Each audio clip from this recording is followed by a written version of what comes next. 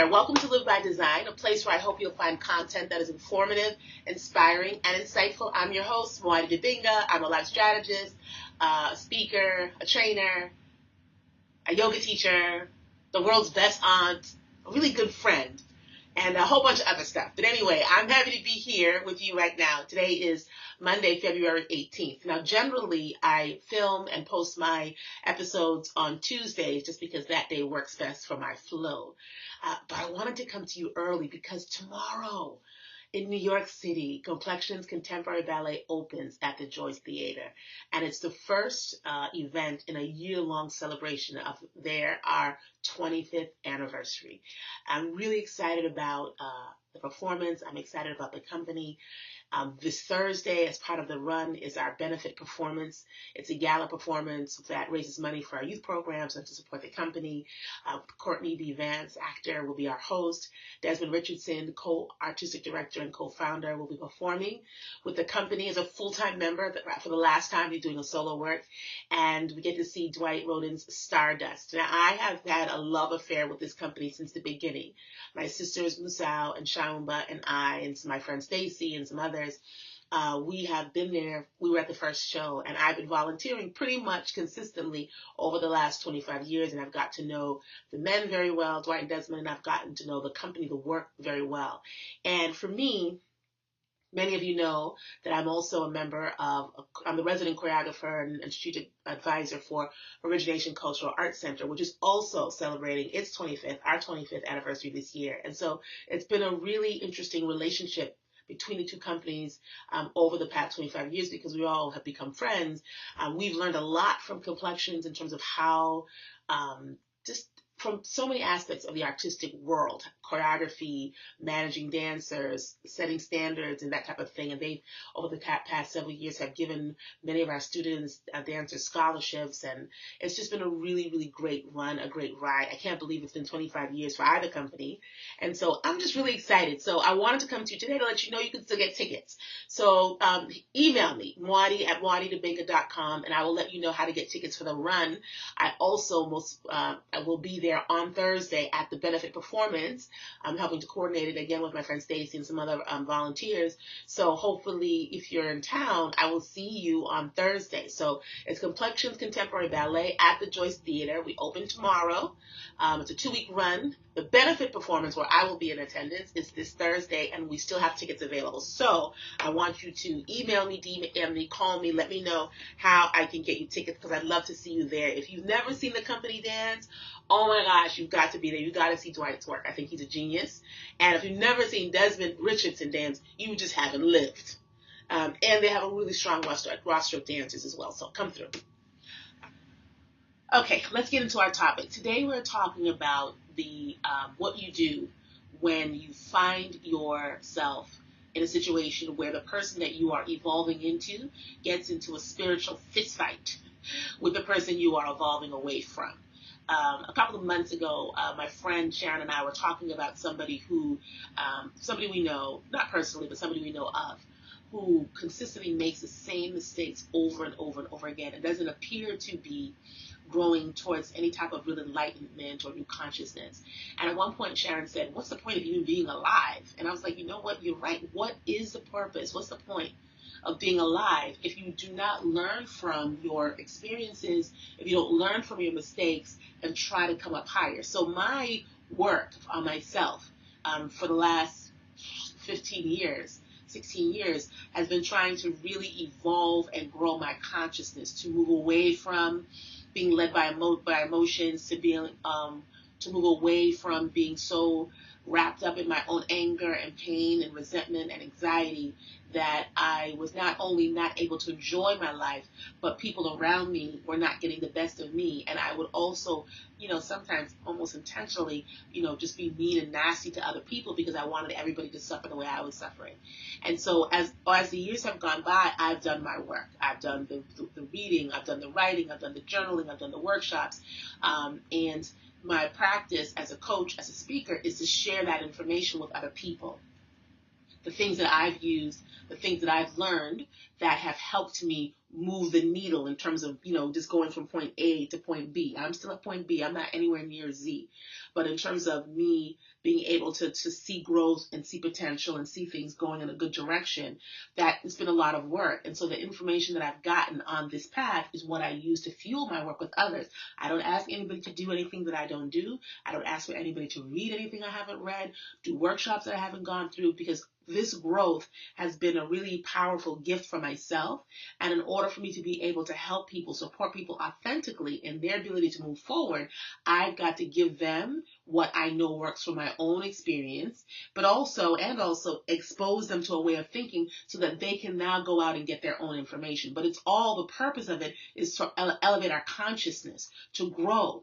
Sometimes, though, the biggest challenge to our growth doesn't come necessarily from our circumstances, but it comes from old conditioning and how we respond to those circumstances. That can be really challenging for those of us, you, myself, who are trying to do better. It's challenging when those old habits, those old way of thinking, those old conditionings sort of pop up. For me, it's still something that I experience and deal with on a regular basis. Not as much as I used to back in the day, but still enough whereby it is a noticeable tension. It's a noticeable challenge, and I have to be really intentional about how I walk through it. I was listening to Eckhart Tolle, a spiritual teacher, talk a couple of days ago. I'm re-listening to his podcast with Oprah about this book called A New Earth, and she asked him about his ego, and he was talking about how he doesn't get upset at things anymore, and things like that. I'm not there yet. I'm not Mother Teresa. I'm not Eckhart Tolle. I still feel things.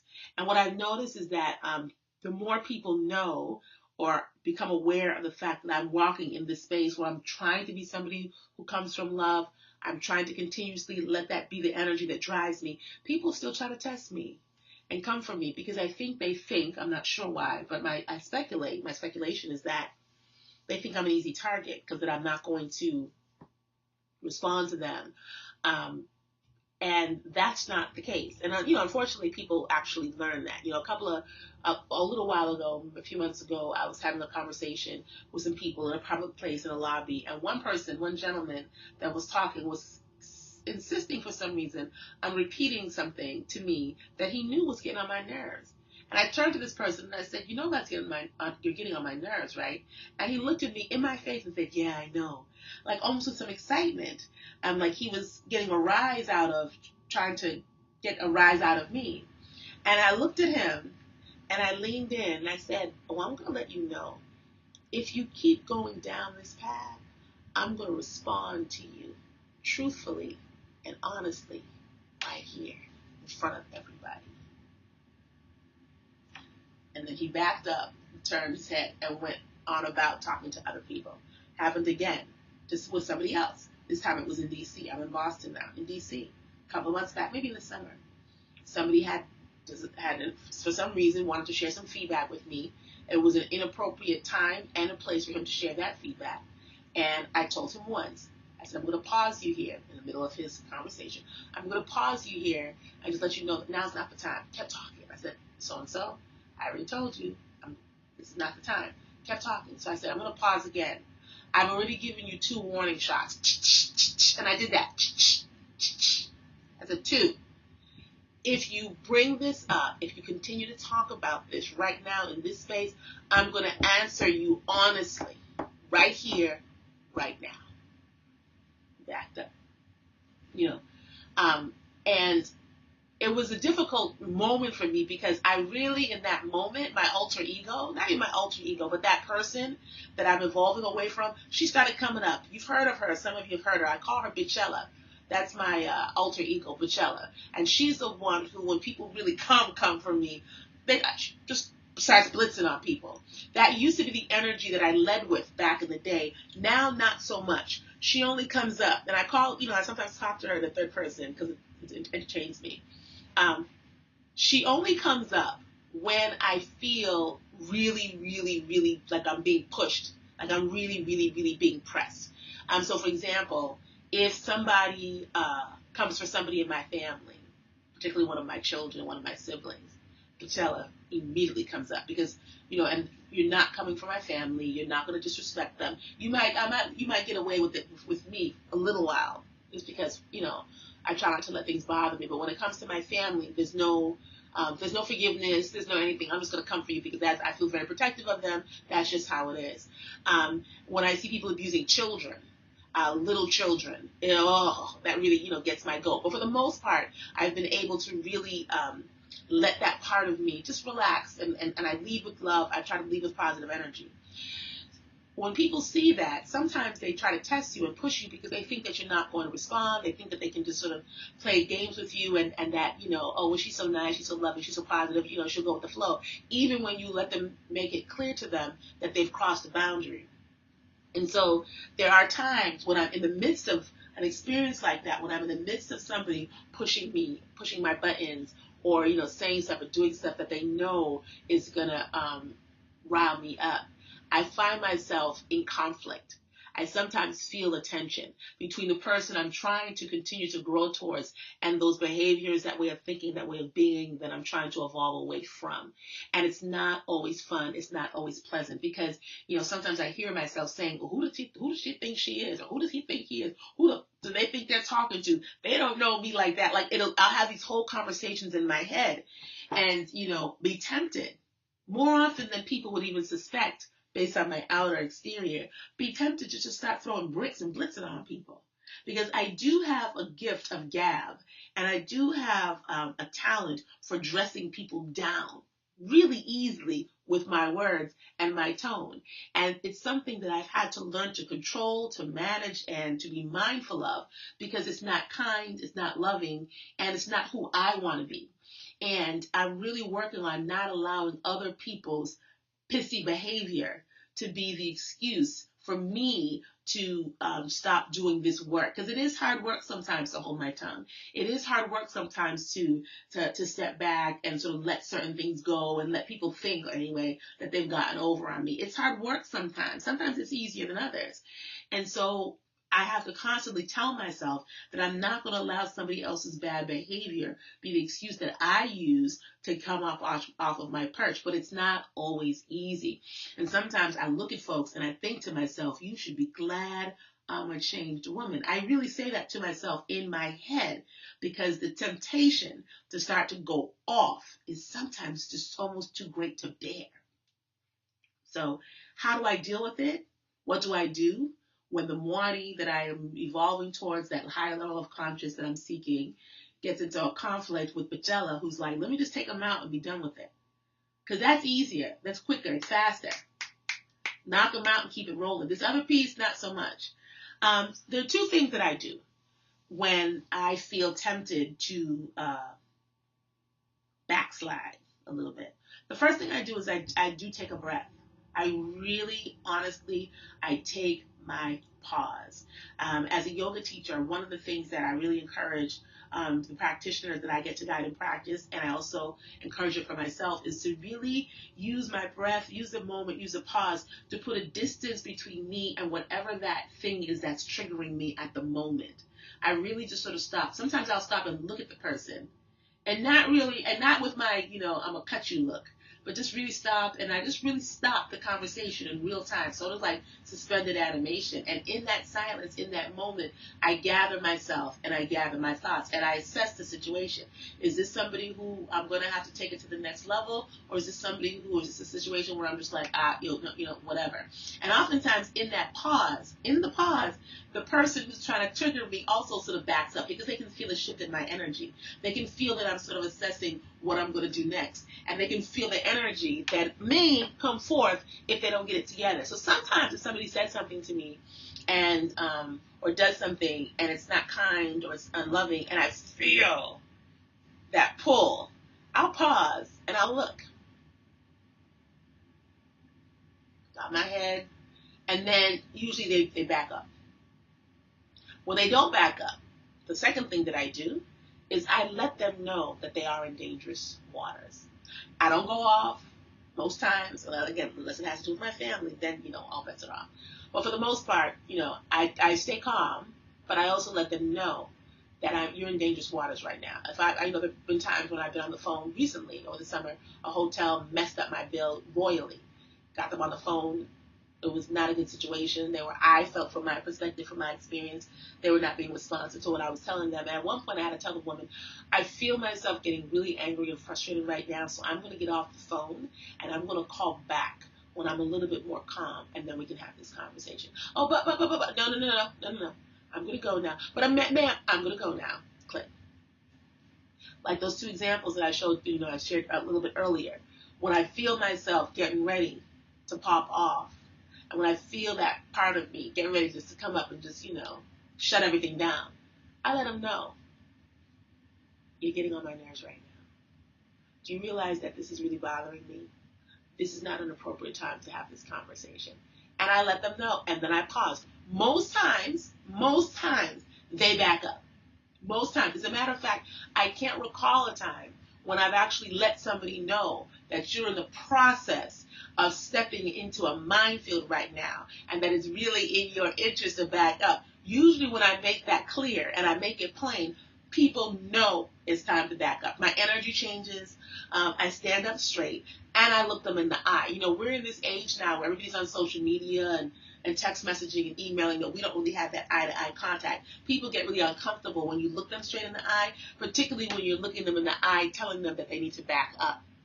And so for me, those two things, when I'm in the moment of feeling the tension between the high consciousness Marty and Vitella, those are the two things that have been my saving grace. Really taking a breath, taking a moment to really pause and put some distance between that thing that's agitating me, that person, that thought, that idea, that impulse, and creating enough space, just that moment, for me to collect myself and reassess the situation. Is this worth it? Is it worth me? Because afterwards, sometimes I'll feel guilty. Sometimes I'll feel bad. I'm like, oh, then you got to go apologize to people. And, I don't like apologizing to people. I will if I have to. But I prefer not to put myself in that situation. And how do I keep myself out of that situation? I stay on the high road. So when somebody's coming for me or trying to push me, I'll pause and I'll look. And I'll just, it doesn't take long to get myself together and change my stance and change my energy and let them know, okay, just by the pause, we're not in good space right now. And usually that works. If they continuously talk and they continuously try to come for me, then I just let them know, we're about to go a place you don't want to go with me. And that usually stops people in their tracks, because they're not used to people pushing back in that way. Sometimes people are looking for the rise, and they might be even more comfortable with you just going off and because it's entertaining to them. But you pausing them and giving them a warning, it shifts the energy of everything. So when people are, like I said earlier, coming for me or trying to be intentionally rude or nasty, or maybe they're not even doing it on purpose, that's just what they're doing in that moment. I'll if the pause doesn't work, I'll let them know this is not something we want to go. 9 times out of 10, most times, it works. So those are the two techniques that I use when I feel myself in the moment being challenged between what I'm growing towards and what I'm growing away from. My breath, the pause, taking a moment to create space between me and whatever is agitating me at the moment, to shift the energy between the two of us, whether it's a person or an experience, and just bring an opportunity for a different kind of response. Maybe sometimes even just shutting it down just by virtue of my silence. Silence is a powerful tool. Your breath is a powerful tool in any of your transformation work, and I call on it often.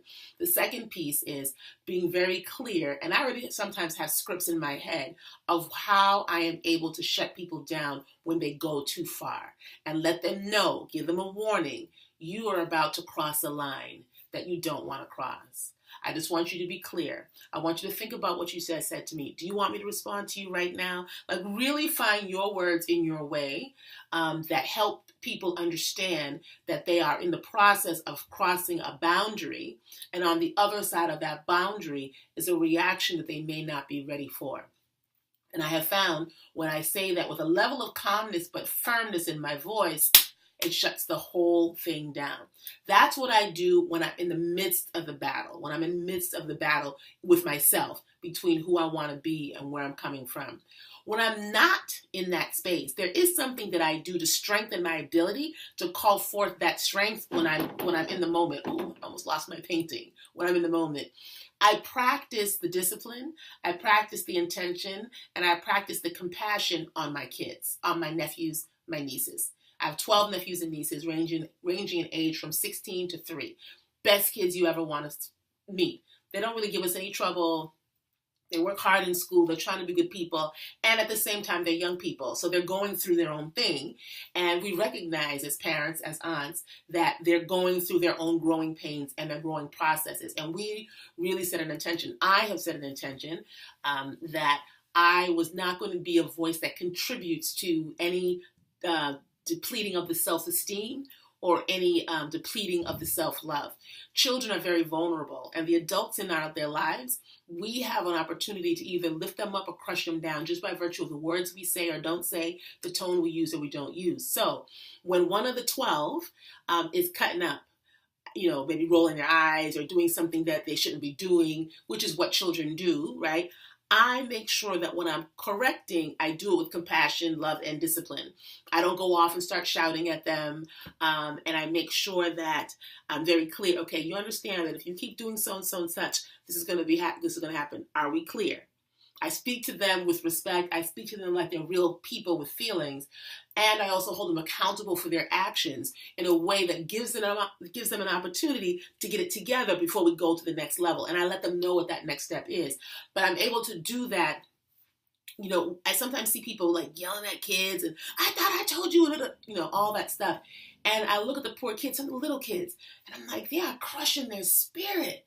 They're really bringing this child down, and that's not my intention to do that, particularly when I know what it feels like to have adults in your life, not my parents, but teachers, well-meaning teachers, who just say stuff to you in a way that's just nasty and hurts your feelings and cuts down your self-esteem. And it's hard for a young person to come up from that. It's hard to build yourself up after the adults in your life put you down. So I make sure that with my kids, with my nephews and my nieces, that when they do something that requires discipline or a pause or a poke, that I do it with love, I do it with compassion, I do it with firmness so that they're clear, but I don't try to shut them down. And so because I'm able to do that with them, the more I do that with them and build that muscle and that discipline, I'm able to call forth that muscle and that discipline outside of that space, outside of my engagement with the young people, so that when I'm dealing with grown folks who you think would know better, but still for some reason decide that they want to test me,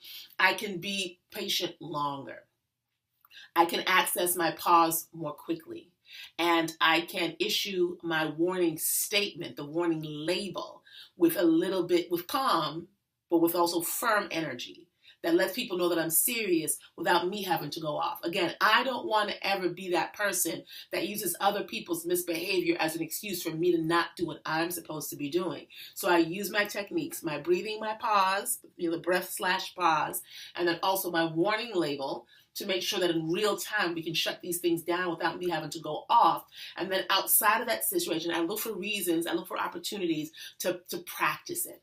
To practice being calm, yet being firm when boundaries are being crossed. To practice being firm, yet being calm when people are either disappointing me or acting in a way that's not in alignment with our social contract. So I want to offer that for you, particularly if you're stuck in the house today and you get to, well, not stuck in the house, but if you're in the house today and you get to be around people and, be around your family or your friends, when you're engaging with people, if you have set an intention and have been working to try to uplift yourself, raise your consciousness, raise your vibration, and just be a better person as you define it, make sure that you're clear. There are going to come times when those two people, or maybe more than two people, but when those two energies that live within you are going to be in conflict. And so you want to make sure that you're taking the time, you're taking the pause, you're taking the steps to make sure that the majority of the time you're responding from that place of your higher self. Every once in a while, I'm guilty of it too, that alter ego, the less, that lower self of us, that lower part of us is going to come up and show out. And when that happens, you got to forgive yourself, take responsibility, and be accountable for what you've done. At the same time, don't let that be your modus operandi. Don't let that be your go-to. You want to really strive to continue to move forward. So when we have that conflict, we have that inner conflict, people are coming for us, and we want to respond with love, but our gut, our instinct is pulling us in another direction. Call on these tools. They will serve you. Okay? That's it. I hope this was helpful for you.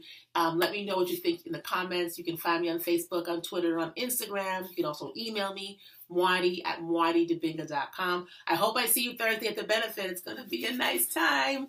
But if I don't see you then, until I see you in this space again, take care of yourself and the ones that you love, and have a fantastic, fantastic day.